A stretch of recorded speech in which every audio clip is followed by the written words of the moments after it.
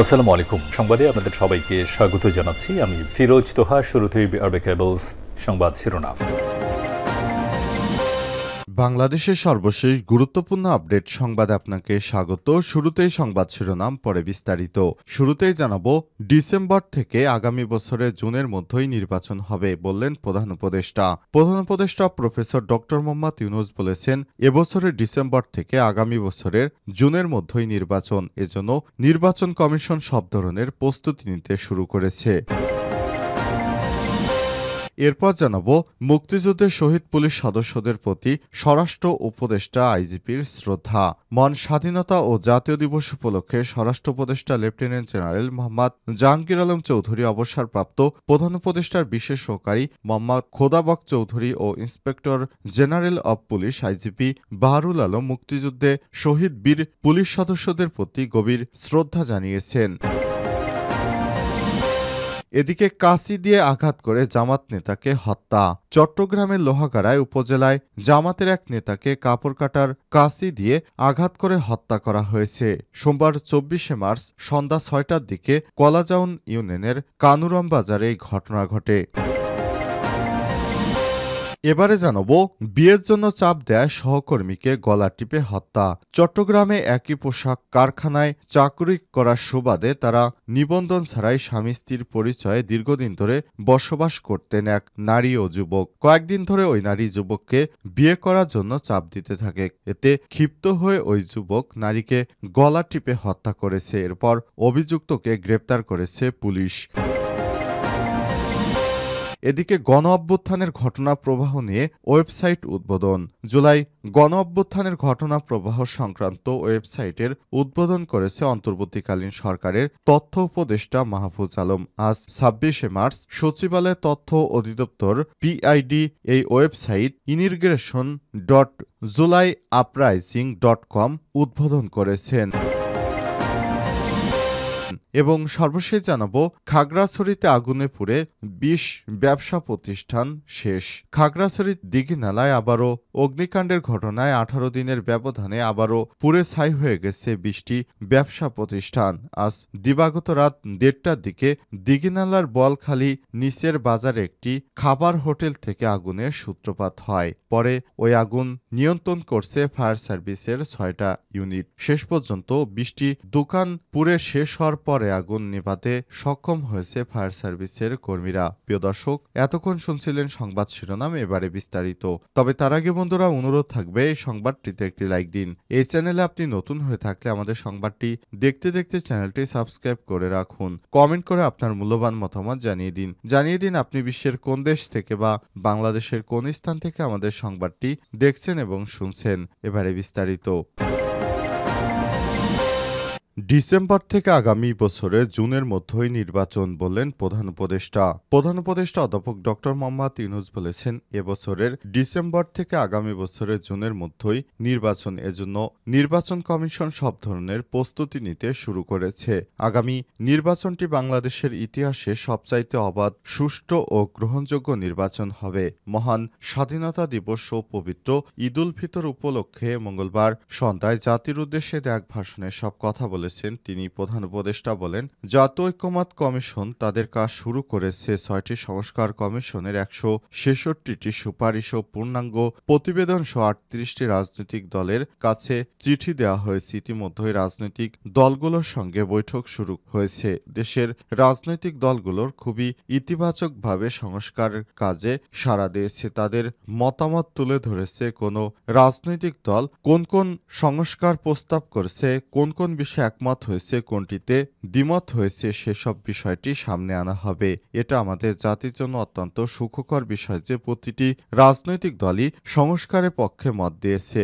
ঐক্যমত্য কমিশনের মাধ্যমে সকল রাজনৈতিক দলের মতামত নেয়ার কাজ এখনো চলমান রয়েছে। কমিশনের লক্ষ্য হচ্ছে যে সকল বিষয়ে রাজনৈতিক দলগুলোর মতামত হবে সেগুলো চিহ্নিত করা এবং তার একটা তালিকা প্রস্তুত করা। যেসব দল এতে একমত হয়েছে তাদের স্বাক্ষর নেওয়া এই তালিকাটি হবে জুলাই চার্টার বা জুলাই সনদ। মুক্তিযুদ্ধের শহীদ পুলিশ সদস্যদের প্রতি স্বরাষ্ট্র উপদেষ্টা ও আইজিপির শ্রদ্ধা।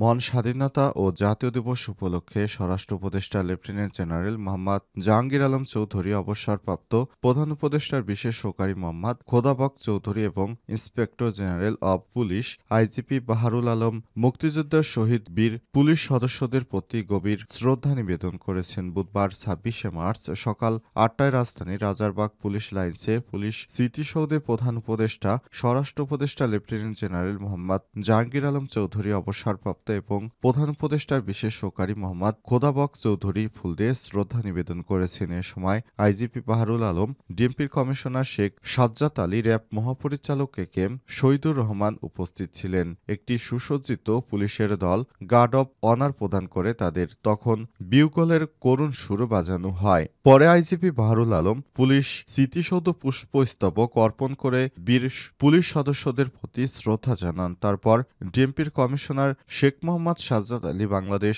পুলিশ সার্ভিস অ্যাসোসিয়েশনের সভাপতি ও অতিরিক্ত আইজিপি প্রশাসন মোহাম্মদ মতিউর রহমান শেখের নেতৃত্বে অ্যাসোসিয়েশনের নেতৃত্বে বাংলাদেশ পুলিশ উইমেন নেটওয়ার্ক বিপিডব্লিউএন এর নেতৃত্বে পুলিশ স্মৃতিসৌধে পুষ্পস্তবক অর্পণ করে শহীদ পুলিশ সদস্যদের প্রতি শ্রদ্ধা জানান।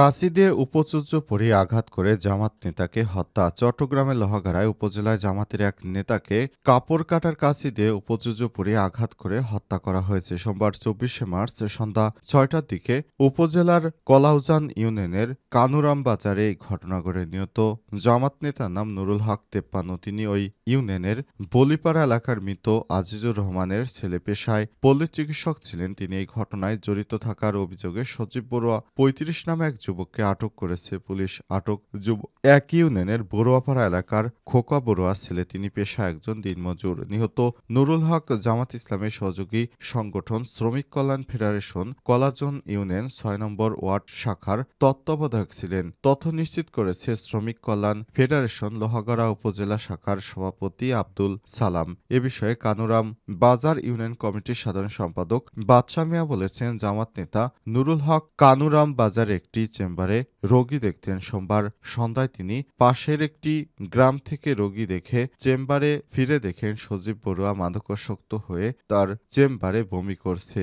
এতে নুরুল হক ক্ষিপ্ত হয়ে লাঠি দিয়ে সজীবকে তাড়িয়ে দেন। এর জেরে সজীব পাশের একটি দর্জির দোকান থেকে কাপড় কাটার কাঁচি এনে নুরুল হকের মুখে উপচর্য পুড়িয়ে আঘাত করে। পরে গুরুতর আহত অবস্থায় স্থানীয়রা তাকে উদ্ধার করে উপজেলা স্বাস্থ্য কমপ্লেক্সে নিয়ে যায়। সেখানে কর্তব্যরত চিকিৎসক তাকে মৃত ঘোষণা করেন। এই ঘটনায় অভিযুক্ত সজীব বড়ুয়াকে আটক করেছে পুলিশে সোপর্দ করেছে এলাকাবাসী। বিয়ের জন্য চাপ দেয় সহকর্মীকে গলা টিপে হত্যা।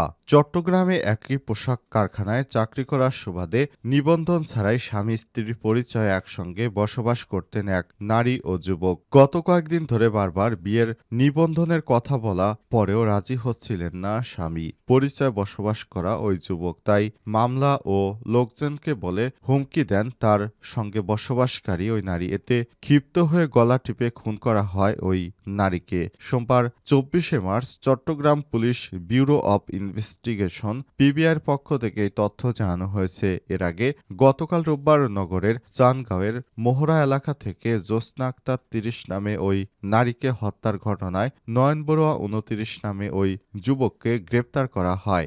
জানা গেছে, গত শনিবার বিকেলে নগরের লালখান উড়াল সড়কের নিচে বস্তাবন্দি কম্বল মোড়ানো অবস্থায় অজ্ঞাত পরিচয় হিসেবে জ্যোৎস্না মরদেহ উদ্ধার করা হয়। পরে ওই দিনই মরদেহটি আঙুলের ছাপ যাচাই বাছাইয়ের মাধ্যমে জ্যোৎস্না আক্তারের লাশ বলে শনাক্ত করে পিবিআই। এরপর নিহত জ্যোৎস্নার বড় বোন তোয়েবা বেগম বাদী হয়ে খুলশী থানায় মামলা করেন। PBI Chittagong metropolitan police super Naima Sultana বলেন, বিয়ের জন্য চাপ দেয় খুনের ঘটনা ঘটেছে। এই ঘটনায় নিহত নারীর সহকর্মী নয়ন বড়ুয়া জড়িত। তাকে গ্রেপ্তার করা হয়েছে। এরপর তদন্ত করা হচ্ছে। বিষয়টি বিস্তারিত জানার পরেই পুলিশ বিষয়টিকে সংবাদ সম্মেলনের মাধ্যমে সামনে আনার ঘোষণা দিয়েছেন। জানা গেছে, তারা বিবাহ বহির্ভূত সম্পর্ক করে দীর্ঘদিন তারা একসঙ্গে বসবাস করতেন।